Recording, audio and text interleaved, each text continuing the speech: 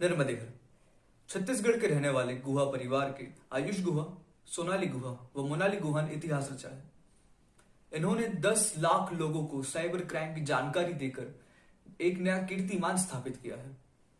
न ही केवल आम आदमी अपितु सरकारी एवं प्रशासन के आला दर्जे के अधिकारियों को भी इन्होंने ट्रेनिंग दी है। आइए जानते हैं कि इन भाइयों बहनों में साइबर क्राइम का काम करने का उत्साह आया कैसे, यह जुनून आप में कैसे बना, आप लोग यह कार्य कब से कर रहे हैं, महिला सुरक्षा में साइबर क्राइम की जानकारी कैसे होने वाले अपराधों को रोक सकती है एवं महिलाओं की रक्षा में कारगर हो सकती है। सभी को सादर नमस्कार। इस फील्ड में हमें काम करते हुए 10 से ज़्यादा तो प्रोफेशनली ही साल हो चुके हैं और इस काम में मैं अकेली नहीं हूँ। मेरे साथ में मेरे भाई और बहन हैं। Sonali Guha cyber forensic expert, Ayush Guha cyber forensic expert and me Monali Guha. तो हम लोग लगभग तीनों प्रोफेशनली पिछले 10 सालों से इस फील्ड को अपनी सर्विसेज दे रहे हैं और उसके कहीं पहले से हमने डायरेक्टली या इनडायरेक्टली इस फील्ड में लोगों को अपनी सर्विसेज देना, अपनी सहायता देना शुरू कर दिया था। इसकी शुरुआत कुछ इस तरह से हुई थी कि जैसे जैसे हम लोगों ने देखा कि टेक्नोलॉजी के युग में लोग आगे आते जा रहे हैं, लेकिन कहीं ना कहीं ये भी देखा कि सुरक्षा को लेकर लोग उतने चिंतित नहीं हैं और धीरे धीरे जिस तरीके से केसेस बढ़ने लगे तो फिर हमको लगा कि अब ज़रूरत है। और लोगों को लगता होगा कि साइबर अपराध के ज़्यादा केसेस अभी अभी आना शुरू हुए हैं, बट आई थिंक जहाँ तक मुझे याद है मैंने 2008-9 में ही इस तरह के कुछ केसेस सुने थे जब मैं स्कूल में थी। And that time we realised कि अब यहाँ पे प्रोफेशनली अपनी सर्विसेज देने का टाइम आ गया है। तो हम लोगों ने वहाँ से धीरे धीरे चीज़ों को सीखना शुरू किया, प्रोफेशनली सीखना शुरू किया। एंड इसके पहले भी जब हम कहना चाहिए तीसरी या चौथी कक्षा में जब हम लोग थे तभी से हम लोगों ने एक कंप्यूटर सीखना शुरू कर दिया था। उस समय हम जशपुर में थे, तो वहाँ से जो शुरुआत हुई थी वो अब आगे एज अ प्रोफेशनलिज्म सामने आई और हम लोगों ने काफ़ी हद तक हर किसी को अपनी सर्विसेज देने का एक प्रयास किया, हर किसी तक पहुंचने का प्रयास किया।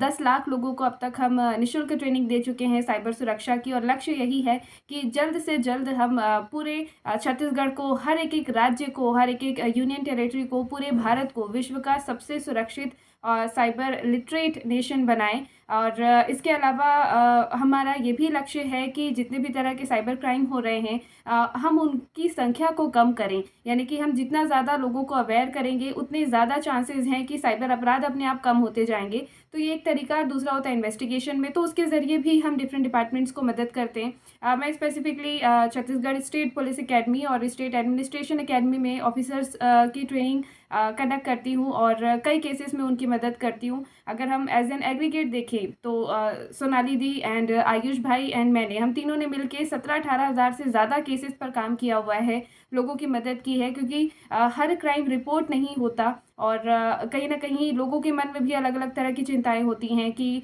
अगर वो कंप्लेन करेंगे तो क्या होगा और इसके अलावा क्या कुछ उसका प्रोसीजर हो गया। तो बहुत सारे लोगों को इन चीज़ों का नॉलेज नहीं होता है, तो उस चीज़ में भी हम लोगों को गाइड करते हैं। प्लस इसके अलावा अपने लेवल पर हम जितनी उनकी मदद कर पाएँ उतनी हम ज़रूर करते हैं। फिर हम चाहे किसी भी एज ग्रुप से बिलोंग करते हों, चाहे हम सीनियर सिटीज़न हों, युवा हों, बच्चे हों। आज आप देखेंगे कि छोटी सी 5-6 साल की उम्र का बच्चा और हमारे सीनियर सिटीज़न तक हर एक व्यक्ति technical devices, digital devices use कर रहा है, सोशल मीडिया पर है। तो ऐसे में ज़रूरी है कि हम सुरक्षा को साथ में लेकर चलें, डूज़ एंड डोंट्स को समझें और एटलीस्ट अगर हम सिर्फ इतनी भी चीज़ें याद कर लें कि क्या नहीं करना है तो भी हमारी सुरक्षा बहुत हद तक बढ़ जाती है। तो इन तमाम चीज़ों को लेकर, साइबर सिक्योरिटी को लेकर, social media security, mobile security, internet security, browser system, computer and apart from this IT act, cyber law, नए नए जो अमेंडमेंट्स आते रहते हैं, ये तमाम चीज़ें हम लोगों तक पहुंचाने की कोशिश करते हैं ताकि लोग ज़्यादा से ज़्यादा जागरूक हों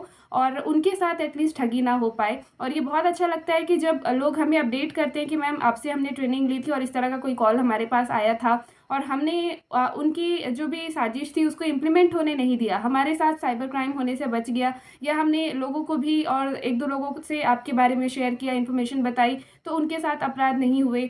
तो ये सुनकर अच्छा लगता है कि जब ये पॉजिटिव फीडबैक आता है कि हमारे काम का जो परिणाम है वो पॉजिटिव फॉर्म पर दिख रहा है, तो ये काफ़ी अच्छी चीज़ है। और लोगों से मैं यही निवेदन करूँगी ब्रीफ में कि आप क्या क्या ना करें। ताकि आप एटलीस्ट जो भी लोग अब इस वीडियो को देख रहे होंगे, आगे चल के देखेंगे, उनको एटलीस्ट कुछ तो इन्फॉर्मेशन मिले जिसके ज़रिए से वो खुद को और बेहतर तरीके से सुरक्षित कर पाए। तो सबसे पहली चीज़ है जो आपको नहीं करनी है वो ये है कि आप किसी को कोई ओटीपी ना दें, कोई पिन ना दें, फ़ोन पर बात करते समय कोई बैंकिंग ट्रांजैक्शन ना करें। अक्सर देखा गया है कि जितने भी ये साइबर अपराध होते हैं रिलेटेड टू फाइनेंशियल फ्रॉड या कुछ भी ऐसा, कस्टमर केयर सर्विस ऑफिसर बनकर, बैंक के अधिकारी बनकर, केवाईसी एजेंट बनकर, किसी लॉटरी या किसी अदर इन्वेस्टमेंट ऑफिसर बनकर बहुत अलग अलग तरीके से ये लोग ठगी करते हैं। तो ऐसे में इनकी टेक्निक क्या होती है कि एक तो ये आपको कॉल पे बिजी रखते हैं और फिर उस एवरेज में आपके साथ वो ट्रांजैक्शन करवाते जाते हैं। ऐसे में हमारा ध्यान ये नहीं होता कि स्क्रीन पर क्या लिखा हुआ आ रहा है, मैसेज क्या आ रहा है। और अक्सर यही देखा गया है कि ये लोग पैसे ऐड हो जाएंगे कहकर आपसे ऑप्शंस पर क्लिक करवाते हैं और आपके खाते से पैसे उल्टे कट कर उनके पास चले जाते हैं। इसके अलावा कई बार आपके फ़ोन पर एप्लीकेशंस इंस्टॉल करवाते हैं, तो आपको अपने फ़ोन पर किसी भी अनजान व्यक्ति के कहने पर कोई एप्लीकेशन इंस्टॉल नहीं करनी है। इसके अलावा आप एक और चीज़ का ध्यान रखिए कि जितना ज़्यादा से ज़्यादा हो पाए आप अलग अलग पासवर्ड्स इस्तेमाल कीजिए। सारे सोशल मीडिया पर ख्याल रखना है कि आप अपने लिए स्ट्रॉन्ग पासवर्ड बनाएं, मिनिमम 8 से 15 कैरेक्टर, और ज़्यादा बना पाएँ तो ज़्यादा अच्छा है। खुद की अपनी कुछ ट्रिक्स आप डेवलप कीजिए, डिफरेंट आप सॉन्ग्स का इस्तेमाल कर लीजिए, लाइन्स लिख लीजिए, कोडिंग डिकोडिंग कीजिए और अपना एक पैटर्न बना लीजिए जो आप कहीं पर डायरेक्टली लिखें ना। अपनी डेट ऑफ बर्थ को आप कभी भी अपने पासवर्ड में इंक्लूड ना करें। बैंक के लिए हमेशा एक अलग नंबर का इस्तेमाल करें और वो नंबर आप कभी किसी के साथ साझा ना करें। ईमेल आईडी का पासवर्ड लोगों को देने से बचें, फ्री वाईफाई इस्तेमाल करने से बचें और अपना फ़ोन किसी दूसरे व्यक्ति को ना दें। 1 मिनट के लिए भी ना दें, इतना समय भी पर्याप्त होता है थोड़ी बहुत टैम्परिंग करने के लिए। अगर किसी को प्रैक्टिकली बहुत अच्छा एक्सपीरियंस है फ़ोन हैक करने का, तो बहुत आसान होता है कि कम समय में भी वो आपके फ़ोन को टैम्पर कर सकता है। तो अपना फ़ोन दूसरों को देने से बचिए। इसके अलावा आप एक और चीज़ का ख़्याल रखें जो यूजुअली लोग नहीं करते हैं। हमारे सर्वे में भी ये बात आई है कि एंटीवायरस लोग अपने फ़ोन पर नहीं रखते हैं। तो अगर आप भी यही गलती कर रहे हैं तो प्लीज़ संभल जाइए। आप अपने फ़ोन पर एंटीवायरस ज़रूर रखिए। ध्यान रहे कि ये लाइसेंस्ड हो, यानी कि परचेस्ड हो। फ्री ट्रायल वर्जन्स उतने इफेक्टिवली काम नहीं करते जितना कि एक लाइसेंस्ड वर्जन आपको सिक्योरिटी देता है। तो आप अपने फ़ोन पर एक लाइसेंस्ड वर्जन एंटीवायरस ज़रूर रखें। इसके अलावा कोशिश करें कि आप अपना पासवर्ड किसी से भी शेयर ना करें। कई बार हम क्या करते हैं, दोस्तों को, फैमिली मेम्बर्स को या किन्हीं को भी हम अपना पासवर्ड शेयर कर देते हैं। कभी किसी से कोई हेल्प चाहिए हो या उनको हमसे कोई मदद चाहिए हो, तो ऐसे समय पे आप खास तौर पर ध्यान रखें कि आप पासवर्ड शेयर ना करें। और अगर आप कर चुके हैं अभी तक या आपका अभी का जो पासवर्ड है किसी और के पास है, तो बिना देर किए आप अपना पासवर्ड चेंज कर दें। जब भी आप अपना पासवर्ड चेंज करते हैं कोशिश करें कि मिनिमम 2 बार करें, उससे ओल्ड बफर पासवर्ड हट जाता है और आपका अकाउंट कोई और रिकवर कर पाएगा। इस चीज़ की संभावनाएं काफ़ी कम हो जाती हैं। आप लेवल 2 वेरिफिकेशन अपने फ़ोन पर ज़रूर रखें, हर सोशल मीडिया साइट के लिए, जीमेल के लिए। इसमें होता ये है कि आपको एक अपने पासवर्ड एंटर करने के बाद आपके पास ओटीपी आता है और उस ओटीपी को मंगवाने के लिए आपको अपना एक मोबाइल नंबर और एक ईमेल आईडी आपको रजिस्टर करनी होती है। तो जिस तरीके से एक बार आप अपना पासवर्ड डाल देते हैं, उसके बाद लॉगिन तुरंत नहीं होता जब तक आप ओटीपी नहीं डालेंगे। तो इससे बेनिफिट ये मिलता है कि अगर आपका पासवर्ड किसी के पास है भी, तो भी यदि अगर आपका ओटीपी उनके पास नहीं जा रहा है तो आप सुरक्षित हैं, वो प्रॉपर लॉगिन नहीं कर पाएंगे। तो ये कुछ ऐसी छोटी छोटी चीज़ें हैं जिनका आपको खास तौर पर ख्याल रखना है। कोशिश करें कि आप गूगल करके कस्टमर केयर का नंबर सर्च ना करें, चाहे वो किसी ऑनलाइन शॉपिंग से रिलेटेड हो, चाहे वो किसी शिकायत से रिलेटेड हो, कुछ भी हो, ध्यान रखें गूगल बंद हो। यानी कि अपने इंटरेस्ट से और गेसेबल थिंग्स से बिल्कुल अलग आप अपना पासवर्ड क्रिएट करें। अपनी खुद की स्ट्रैटेजी बनाएं पासवर्ड को लेकर और समय समय पर चेंज करते रहें। किसी अन्य व्यक्ति के सिस्टम पर, मोबाइल, लैपटॉप या डेस्कटॉप पर आप अपनी कोई भी आईडी लॉगिन करने से बचें। अगर करना हो तो इनकॉग्निटो ब्राउज़र पर आप जाकर करें। बैंक में स्पेशली आप ध्यान रखें कि आपका जो भी मोबाइल नंबर आप अभी तक पब्लिकली डिस्ट्रीब्यूट कर चुके हैं, अगर वही नंबर आपने बैंक में भी रजिस्टर किया है तो अपनी सेफ्टी के लिए आप उस नंबर को चेंज करवा लें, एक नया नंबर ले लें और वो नंबर आप फिर किसी और से शेयर ना करें। और इसके अलावा अगर कोई भी बैंकिंग रिलेटेड आपके साथ फ्रॉड होता है तो आप कोशिश करें कि 24 घंटे के अंदर बैंक को भी रिपोर्ट करें और आप पुलिस को भी रिपोर्ट करें, अपने खाते को ब्लॉक करें, डिजिटल उस समय होने वाले ऑनलाइन ट्रांजैक्शंस को आप ब्लॉक करें और जितना जल्दी हो पाए एक्शन लें। अगर आप थाने नहीं जा पाते हैं तो आप ऑनलाइन भी कंप्लेन कर सकते हैं फाइनेंशियल फ्रॉड के केस में 155260 पर। मैं नंबर एक बार फिर से रिपीट कर देती हूँ, 155260। और इसके अलावा अगर आप चाहें तो ऑनलाइन कंप्लेन कर सकते हैं www.cybercrime.gov.in पर। ऑब्वियसली सारी स्टेट्स पुलिस इस चीज़ को लेकर बहुत अच्छे से अब प्रोसीड कर रहे हैं, सभी अपना बेस्ट दे रहे हैं। तो आप ये ना सोचें कि इन्वेस्टिगेशन होगी या नहीं होगी, क्योंकि मैं भी खुद यहाँ पे छत्तीसगढ़ में जो पुलिस एकेडमी है, प्रशासन एकेडमी, वहाँ पे भी ऑफिसर्स को इन चीज़ों के लिए ट्रेनिंग देती हूँ, उनकी हेल्प करती हूँ।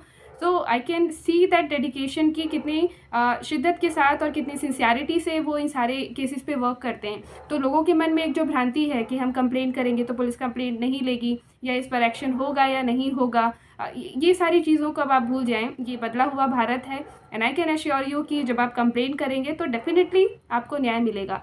तो आप निश्चिंत रहें। जितनी भी एक जो स्टीरियोटाइप होता है, पुरानी जो रूढ़िवादी बातें चलती आ रही हैं, उन सब से हटिए। महिलाओं को मैं स्पेशली कहना चाहूँगी कि यदि आपके साथ कोई साइबर अपराध होता है या भगवान न करे अगर आने वाले समय में कभी अगर होता है तो आप घबराएं ना, आप ज़रूर कंप्लेंट करें।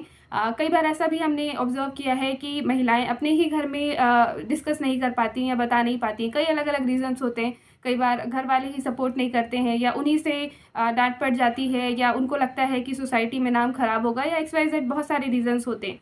ऐसे समय में भी आप अगर हमसे कोई मदद लेना चाहें या हम तक अगर आप पहुंचना चाहें तो डिफरेंट सोशल मीडिया प्लेटफॉर्म्स हैं, आप हमसे वहां से जुड़ सकते हैं। फेसबुक है, व्हाट्सएप, ट्विटर और यूट्यूब, हर जगह पे हम आपको अवेलेबल मिलेंगे। आप कहीं पर भी हमसे कनेक्ट होकर अपनी समस्या हमसे साझा कर सकते हैं। हम पूरी कोशिश करेंगे कि आपकी सहायता और मार्गदर्शन करें। बाकी इसके अलावा अगेन मैं कहूँगी कि आप बिल्कुल इस स्टीरियोटाइप में ना फंसें कि पता नहीं कंप्लेंट करेंगे तो न्याय मिलेगा या नहीं मिलेगा। डेफिनेटली मिलेगा।